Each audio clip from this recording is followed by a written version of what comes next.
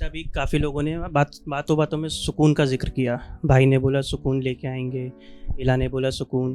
ठीक है, तो जिस पे मैं लिखता हूँ उसका नाम ही मैंने सुकून दिया है। तो तो मुझे अच्छा लगा कि भाई सुकून लेके आ रहे हैं। मैं इंतज़ार कर रहा था बैठ के कि शायद जिसकी तलाश में मैं निकला हूँ ना, तो शायद वो आने वाली है, लेकिन वो आई नहीं। तो मैंने कहा चलो मैं कुछ शेयर करता हूँ। तो ये मतलब पोइट्री नहीं है, इट्स अ काइंड ऑफ बातचीत जो आप कहना चाहते हो, आप अकेले बैठे तो कह नहीं पाते हो, तो लिख लेते हो। तो मैंने वो लिखा। तो ऐसा है कि सुकून, मैं अब पहले जैसा नहीं रहा। आज से करीब 1 साल 2 महीने और 16 दिन पहले मैंने ना हमारे किस्से को कागज़ पर उतारना शुरू किया था। और इन 1 साल 2 महीने और 16 दिनों में कुछ भी बदला हुआ मुझे नज़र नहीं आ रहा, ना तो मेरे शहर दिल्ली में और ना ही तुम्हारे उस शहर में जिसे हम भारत का दिल कहते हैं।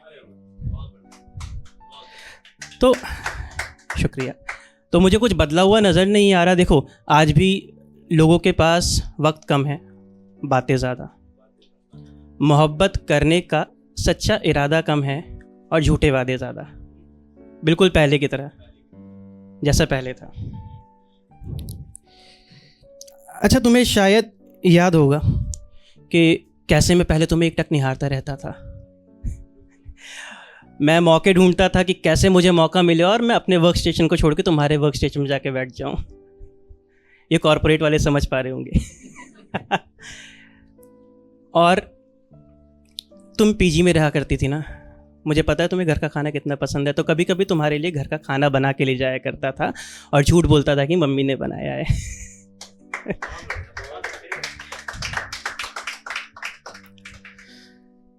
तो मुझे बड़ा अच्छा लगता था ऐसा देखकर, पर अब मुझे वो समझ नहीं आता। क्योंकि देखो, जो तुमने लड़का देखा था ना आज से 8 साल पहले, जो खुश रहता था, मुस्कुराता रहता था, खिलखिलाता रहता था, बिना वजह बिना मांगे लोगों को खुश रहने की वजह देता रहता था ना, अब वो लड़का मुझे समझ नहीं आता। क्योंकि देखो, वो लड़का मैं तो नहीं हूँ जो मैं हूँ। पता नहीं कौन है, मुझे समझ नहीं आता। तुम्हें अभी हाल की बात ही है, ज़्यादा पुरानी बात नहीं। 3 अगस्त 2023 को मैंने एक मैसेज लिखा था कि बहुत दिन हो गए हैं तुम्हें देखे हुए सुकून। अब ऐसा लगता है कि जैसे कोई तूफान आने की तैयारी में है। मुझे पता है तुमने मैसेज वो पढ़ा है और आदतन तुमने उसका जवाब मुझे नहीं दिया, क्योंकि डिलीवर तो हुआ मैसेज और वो ब्लू टिक भी दिखा उसमें मुझे। तो ठीक है, जवाब नहीं दिया, कोई बात नहीं। मुझे अच्छा लगा, तुमने देखा तो सही, पर अब लगता है कि मुझे वो मैसेज नहीं भेजना चाहिए था। क्योंकि देखो, बात करी और लगता है तूफान सच में आ गया। हो गया मैं पागल। है ना? देखो, झूठ नहीं बोलूँगा, तुमसे तो झूठ नहीं बोलूँगा, लेकिन कल घर से ना मैं झूठ बोल के निकला था कि ऑफिस जा रहा हूँ, लेकिन मैं डॉक्टर से मिलने गया था थेरेपी सेशन के लिए। डॉक्टर ने ना कुछ अजीबोगरीब सा नाम बताया। एक तो मेडिकल टर्म्स बड़े टफ होते हैं यार, मुझे याद नहीं आ रहा। कुछ तो अजीबोगरीब सा बताया था, कोई डिप्रेशन का कोई वेरिएंट बताया था। कहते हैं कि देखो तुम्हें ना ये वाला डिप्रेशन हो गया है, कुछ अजीब सा नाम बताया था, गलत प्रोनाउंस में, इसलिए मैं बोलूँगा नहीं, वरना आप में से कोई मेडिकल स्टूडेंट होगा तो मारेगा मुझे उठ के। तो डॉक्टर साहिबा कहती हैं, देखो भाई, तुम सोचते बहुत हो तो सोचा कम करो, टेक इट इजी। अब देखो डॉक्टर साहिबा, कैसे टेक इट इजी? जब मेरा अपना कोई मेरे साथ नहीं है तो कैसे टेक इट इजी? बोलना आसान है, क्या आप ऐसे रह पाओगे टेक इट इजी? नहीं ना, तो मुझे कैसे बोल रहे हो? मैंने अपनी रूह को 2 टुकड़ों में बांटा था और आज वो दोनों ही टुकड़े मुझसे बहुत दूर हैं। तो how can I take it easy? नहीं हो रहा मुझसे, और नहीं लेना मुझे टेक इट ईजी। माफ़ करना। वैसे आजकल ना हर रोज़ मेरे सपने में मेरे पापा आया करते हैं, मुझे बहुत प्यार करते हैं, बहुत स्नेह देते हैं और होता है हद से ज़्यादा लाड करना। लेकिन हर रोज़ मुझसे वो एक सवाल पूछा करते हैं कि बेटा ये सुकून कौन है? और तू इतना परेशान क्यों रहता है आजकल, कोई बात है क्या? कुछ है तो बता। क्योंकि देख, मैं वहाँ से भी ना तुझे ऐसे परेशान देखकर रह नहीं पाया, तो मेरे को आना पड़ा तुझसे मिलने। तो अगर कुछ है तो बता, क्योंकि ऐसे तो मैं तुझे रहने नहीं दूंगा। और अगर यहाँ नहीं रहा जाता तो मत रहना, कोई बात नहीं, चल मेरे साथ। देख, इस बात की गारंटी ले सकता हूँ, तुझे वहाँ सुकून मिले या ना मिले, आराम ज़रूर मिलेगा तुझे उस दुनिया में। तो तू चल मेरे साथ। और एक बार को ना मुझे कभी कभी ऐसा लगता है कि पापा सच में मेरे साथ हैं, ये भी कोई छलावा हो रहा है ना। सो मैं सोचता रहता था। फिर कल क्या हुआ, सपने में फिर आए पापा, और इस बार मैं उनकी बातों में आ भी गया। पापा ने बोला कि चल बाप बेटे बहुत दिन से घूमने नहीं निकले हैं, तो आज चलते हैं साथ में। ज़्यादा नहीं, छत पर चलेंगे, चहलकदमी करेंगे थोड़ी सी, मैं तुझे कुछ बातें करूँगा, अगर बातें समझ आई तो ठीक, चलियो मेरे साथ, नहीं तो रहना तुम यहाँ, मैं वापस चला जाऊँगा।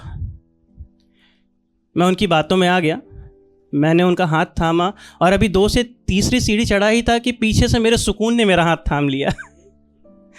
और वो कहती कि अजनबी ऐसे कैसे जा रहे हो, तुम मुझे अकेला छोड़ना चाहते हो क्या? कल को मुझे ज़रूरत पड़ी तो मुझे कौन देखेगा? तो तुम्हें कहीं नहीं जाना, तुम यहीं रहो। और जैसे ही सुकून ने मेरा हाथ थामा ना, मेरी नींद से मेरी आंखें खुल गई। और जब आंखें खुली तो ना तो मेरे पास पापा थे, ना ही सुकून, दोनों ही नादारत थे। तो थोड़ा बुरा लगा, लेकिन तुम्हें पता है, यही अकेलापन है जो शायद मुझे धीरे धीरे और पागल करता जा रहा है। मुझे पता है अब क्या लगता है कि अब मैं अगर कहीं चलता हूं तो तुम हो, कहीं अगर रुक के देखता हूं तो मुझे महसूस होता है कि तुम हो, कहीं अगर गलती से गिरता हूं ना तो लगता है तुम हो, और गिर के जब भी संभलता हूं तब तो डेफिनेटली लगता है कि यार तुम ही हो, और कौन संभालेगा मुझे, है ना। देखो, पता नहीं चलता कब दिन होती है, कब रात हो जाता है, और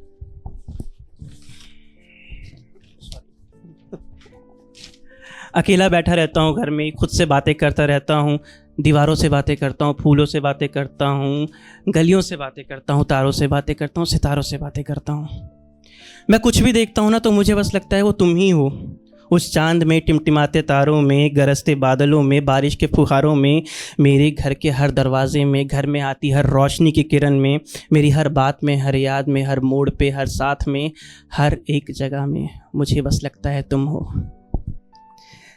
मुझको मेरे हर एक जाविये में लगता है कि बस तुम ही तो हो। डॉक्टर साहिबा मुझे रोकते, अरे बस बस बस, कितना, एक तस्वीर को देख के और कितनी बातें करोगे जनाब, रुक जाओ। यही सब है जो तुम्हें परेशान कर रही है और तुम्हें शायद डिप्रेशन का शिकार बना रही है, क्योंकि तुम इतना खो चुके हो ना इस चीज़ में कि तुम अब खुद को भूल चुके हो। तो जैसा मैंने शुरू में कहा था ना कि शायद मैं बदल चुका हूँ, तो अब ये मेरा सवाल आप सबसे है कि क्या मैं बदल चुका हूँ या बदल रहा हूँ? क्योंकि अब मेरे को इस सवाल का जवाब चाहिए।